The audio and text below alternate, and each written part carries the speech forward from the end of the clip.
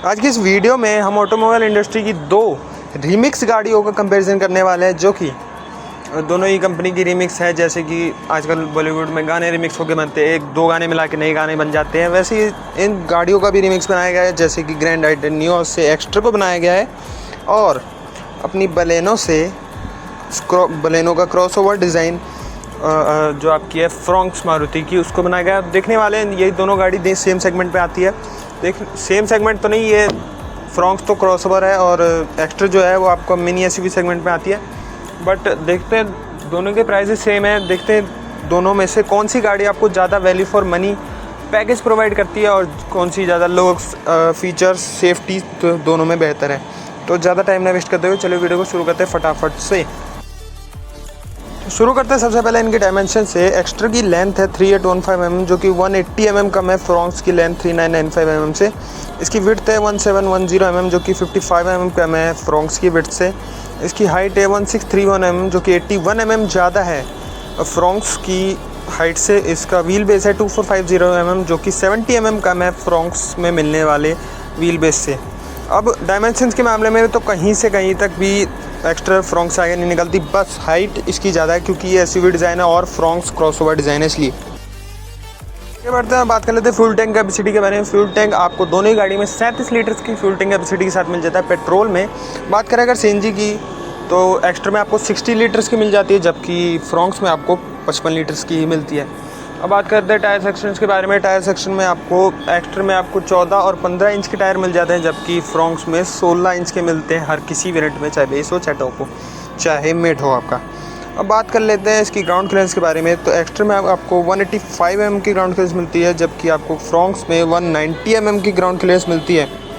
अब बात करते हैं इनके बूट स्पेस के बारे में। तो बूट स्पेस में एक्स्ट्रा फ्रॉन्क्स से काफ़ी ज़्यादा आगे निकल जाती है, जिसमें आपको 391 लीटर का बूट स्पेस मिलता है, जबकि फ्रॉन्क्स में आपको 308 लीटर्स का बूट स्पेस मिलता है, जो कि 83 mm कम है एक्स्ट्रा में मिलने वाली बूट स्पेस से। अब बात कर लेते हैं इंजन के बारे में। तो एक्स्ट्रा में आपको 1.2 लीटर 4 सिलेंडर पेट्रोल इंजन मिल जाता है, जो कि 82 bhp की पावर और 113 Nm का टॉर्क निकाल के देता है, जो कि अगर इसको हम कंपेयर करते हैं फ्रॉन्क्स में मिलने वाले इंजन से, तो उसमें देखते हैं क्या कम है क्या ज़्यादा है।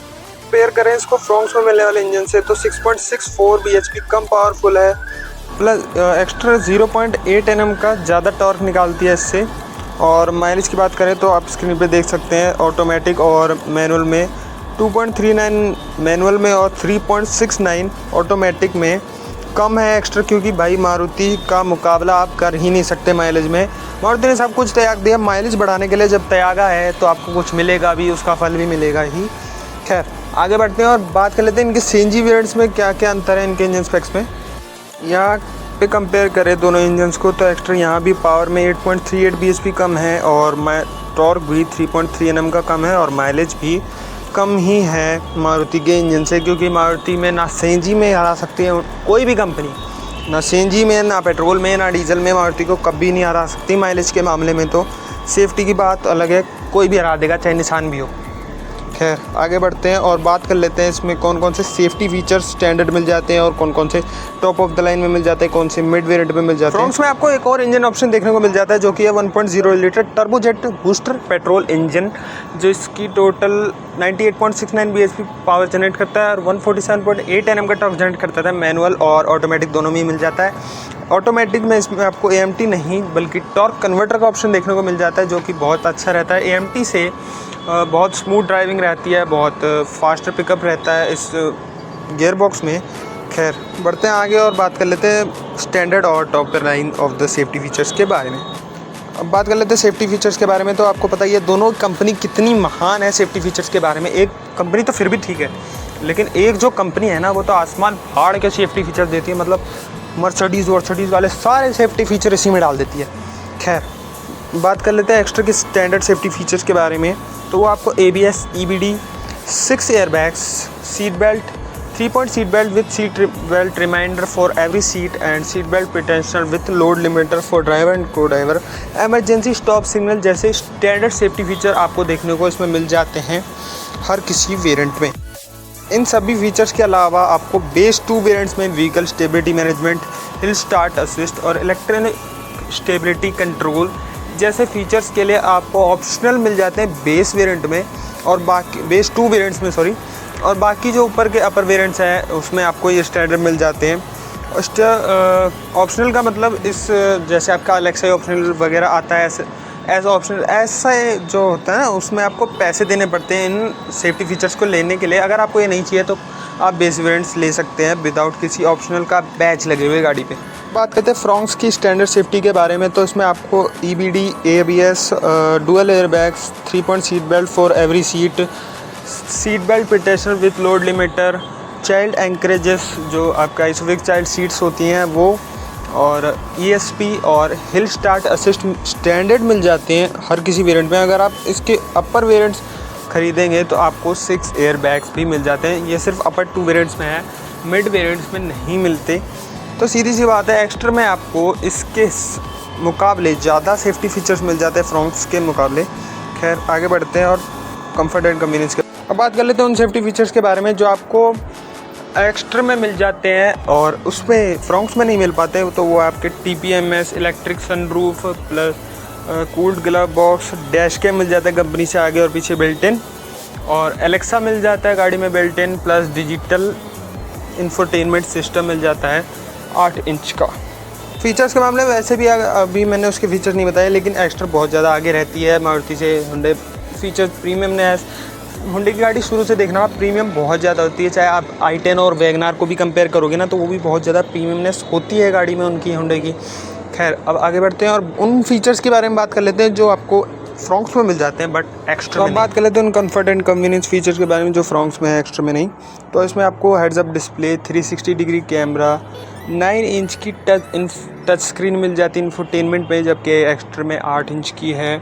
जो इसकी सीट है ना पीछे वाली, उसको आप 60/40 स्प्लिट भी कर सकते हैं।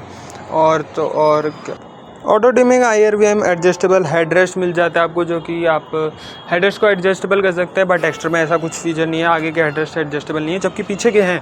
ये कौन सा सिस्टम है भाई, मुझे आज तक समझ नहीं आया। हुंडई वालों को सारी गाड़ी में, चाहे एक्सेंट ले लो चाहे और ले लो, सब में ऐसे ही करते हैं लोग।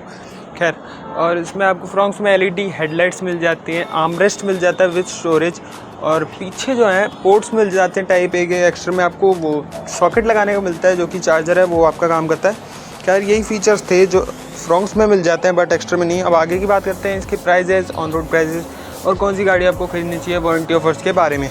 और बात करते हैं वारंटी पीरियड के बारे में, तो एक्स्ट्रा में आपको 3 ईयर और अनलिमिटेड किलोमीटर की वारंटी मिल जाती है, जबकि मारुति में आपको सिर्फ 2 ईयर और 40,000 किलोमीटर की वारंटी मिलती है। ये बात मुझे आज तक समझ नहीं आई। मैंने मारुति गाड़ी ले रखी है बहुत सारी, सिर्फ 2 ईयर 40,000 किलोमीटर की वारंटी देने का मतलब है, जब सारी कंपनी 3 ईयर कम से कम 1 लाख किलोमीटर तक की, तो 2 यार जो आपकी सामने राइवल कंपनी है वो आपको अनलिमिटेड दे रही है। क्या तुमको खुद ही भरोसा नहीं है क्या अपनी गाड़ियों पर कि आदमी 40,000 के बाद ख़राब हो ही जाएगी गाड़ी या आदमी बचेगा ही नहीं गाड़ी लेने के बाद है?